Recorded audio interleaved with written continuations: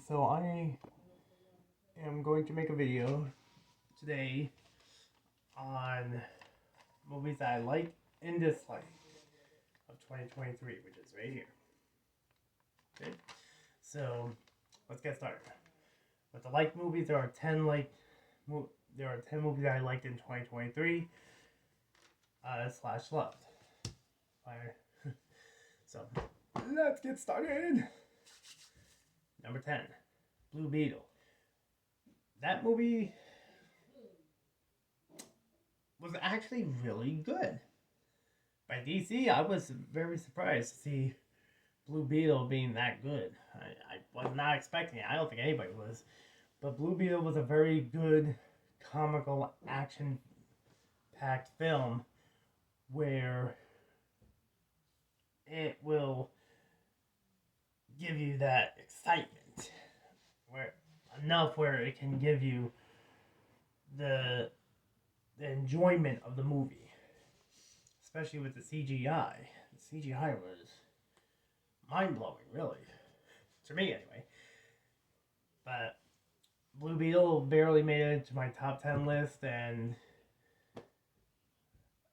the reason why I like this film is because of the action and the comedy that was in it and the storyline behind it. And the storyline behind it was amazing. It was heartbreaking at one point, but what are you gonna do? But Blue Beetle, number 10. Number 9, Guardians of the Galaxy 3, Volume 3. Guardians of the Galaxy Volume 3 wasn't exactly the greatest film, but it was a good film. It was a good enough film to make it on my list. The reason why I like this film is because it told the story of Rocket's past and what he went through, which explained a lot after watching the first film when when Rocket had his back shaved and had these weird markings on his back that Star-Lord recognized when they were locked up in jail. But when I first saw, when I first watched Guardians of the Galaxy, I became a fan immediately. And after watching that film and seeing that scene, it explained a lot and why Rocket is the way he is. So, not too bad. Could have been better though. Number 8, Freelance. Freelance was a really good action film. John Cena did a phenomenal. I thought John Cena performed exquisitely. Watching him in this film, I thought this was one of his best actings, one of his best movies yet. Since he started acting, don't get me wrong, he was great in Fast and the Furious. So don't get me wrong there, but I think Freelance was one of his better films. So I haven't seen any of his other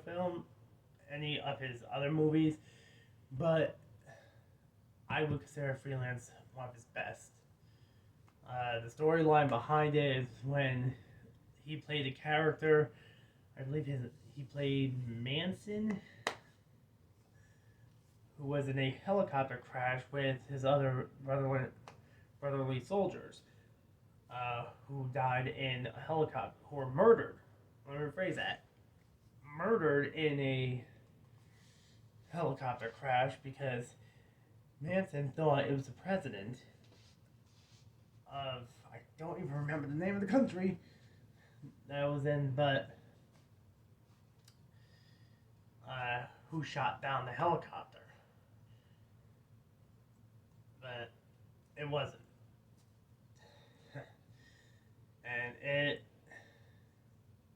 so it's like he was, so like after that helicopter crash, he went back to the United States, became a lawyer, which was very not his forte, that's for sure.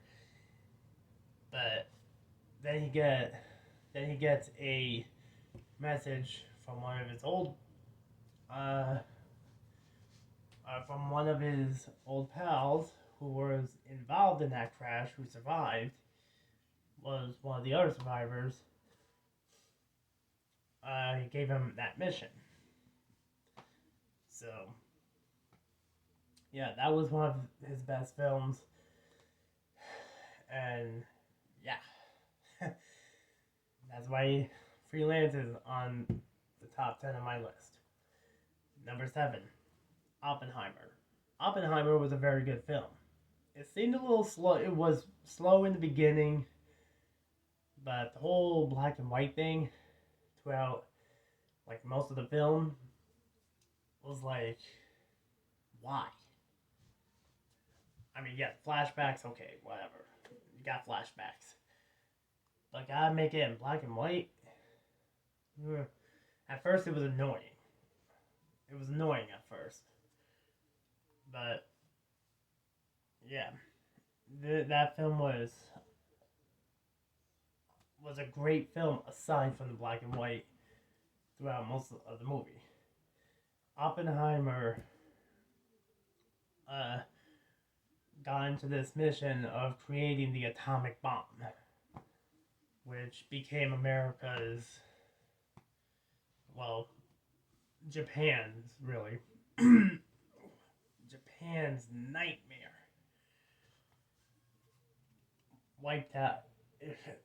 Wiping out hundreds of thousands of innocent lives. And no doubt it haunts him every single day for the rest of his life. No doubt. But at the end of the film, he was right about a few things. One, he was right that if we didn't create the atomic bomb, somebody else would have. And they would have used it on us. And that would have been... I don't even think about it. But number 2, when he was talking to Einstein, he finally realized that he caused a really bad chain reaction. And he feared that somewhere in the future that it was going to cause a nuclear war, which unfortunately is not too far from it, because we're headed that way today. So he wasn't too far off. But aside from that, that's why I liked Oppenheimer, because it had the storyline was fantastic, and everything that was told was part of history, which I think everybody needs to know. But that's why it made it out of my top. That's why I made it to number 7. Number 6, Gran Turismo. Gran Turismo was a very high, heart-pumping, anticipating film. I believe anyway. The exhilaration of this film was, if you've seen the film, you know what I'm talking about, and if you got that same rush that I did, the storyline behind that I loved every moment of it.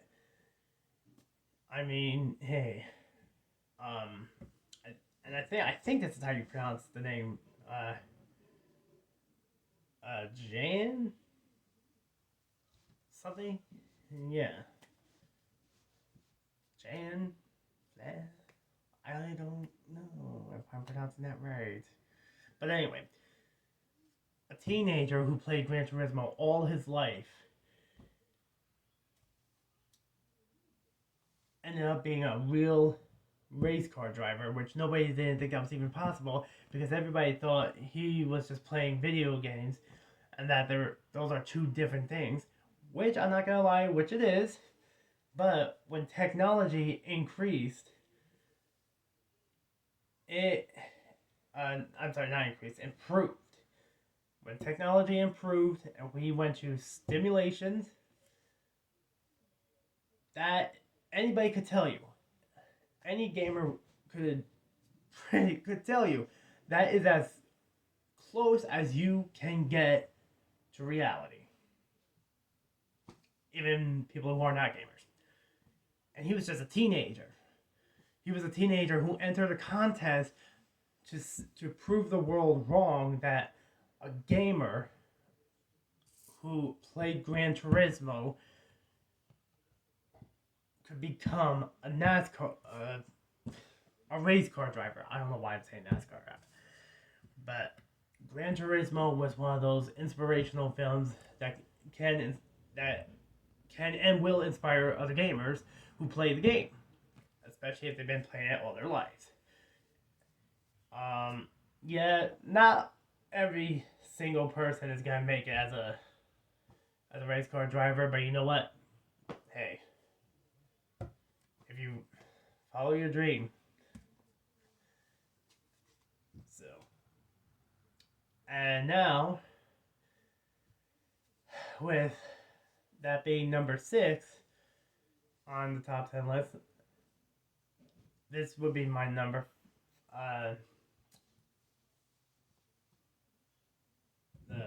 My number 5. This will be the 5th film. Is Transformers. Dude, Transformers made it to the top 5 of my list. The 5th film, the 5th movie, top 5. Transformers: Rise of the Beast. But that was one of the best Transformers films ever made, I believe. And ever since the first one, anyway. And the beauty part about that one is how Optimus Prime and his team had to destroy the enemy in order to get all key pieces from world domination. And listen, this was an epic film. Transformers: Rise of the Beast, that was an epic film. And that's why I made it on my top 5 list. And the action, some comedy in there, it was great. It was absolutely great. So that's why I made it on my top 5. Number 4, Trolls Band Together. That movie is one of the best Trolls films ever made. You got Trolls, Poppy, and Branch, and all the gang with the rest of the gang. This movie, I went to see this movie 3 times, and especially because NSYNC was reunited. They went on this and came out with their first song in 20 years, Better Place. That song is catchy. That song is very catchy. I couldn't help but sing along to this film. It's like, wow. I just love this film. I love Trolls, but this one tops all the rest of the others. And on top of that, I know all the NSYNC fans were very happy, were ecstatic over this film because NSYNC returned, and I mean, yeah, it was a little bit of a disappointment that NSYNC couldn't appear in the film more often, but you know what? Hey, really, But I do agree that but one thing I do agree with is that they could have been uh, on in the film at the end a little bit longer. But who am I to say? You know? So, there's that. Number 3. Super Mario Brothers 2023. The movie. That movie was epic. That was the very first movie to hit the $1 billion mark worldwide. The very first movie, shockingly, to cross the $1 billion mark. No other movie couldn't do it but Super Mario Brothers. But the reason why I like Super Mario Brothers is because I didn't think Chris Pratt was going to do good. I thought Chris Pratt was going to be okay in this film, but he nailed it. He nailed it. And I love this film. I am a Chris Pratt fan, but this film that he was in, oh, I mean, come on. Him playing Mario, he nailed it. He did that role so perfectly. Especially Jack Black as Bowser. Yeah. I mean, who knew? But Super Mario Brothers is also a very iconic and very popular franchise as well. I mean, I love the Super Mario Brothers. I do. Both the game and the movie, especially because it crushed the first one like a grape. So that's why I've been hearing. I haven't seen the original one, so yeah. But that's one of the reasons why I love the Super Mario Brothers and Trolls. Weird. Moving on. Number 2, John Wick 4. John Wick 4 was an incredible action-packed film.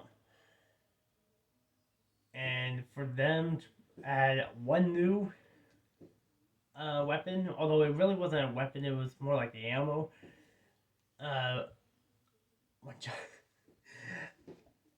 Dragon's Breath. Dude! Whoa! Who knew Dragon's Breath could do that? But that's not why I like the film. I like the film because I am a John Wick fan, and this film, I love action movies. And this was one of the movies that almost came very close on making it to number 1. But although I will say when they killed him off at the end, I don't think I was thinking to myself, no, he can't die. He can't die. He's John Wick. He can't die. Especially after getting shot multiple times and climbing up and getting beat down on top of everything else and climbing up those stairs. You're going to tell me you killed him off? You're not going to kill him off. I think he's going to be back. Especially if they're going to make a 5th one. Cool. But anyway. And number 1, Sound of Freedom. Sound of Freedom was a very powerful, emotional film that was put out by Angel Studios. When I first went to see this film, I had mixed emotions piled into one. I was crying during some of the film, a lot of the film, and I was on a roller coaster of emotions. I was angry, upset, and infuriated. I mean, I have a niece and a nephew, and it's not only them. It's also the other kids here in the United States and all across the world. Sex trafficking has went up. Child trafficking, sex trafficking, they all went up, and they all went through the roof. I mean, yeah, it was a shame and very hypocritical to find out that the guy who made this film, produced this film, ended up being a pedophile himself. But I'm not gonna stop going to see Angel Studio films if they look good enough.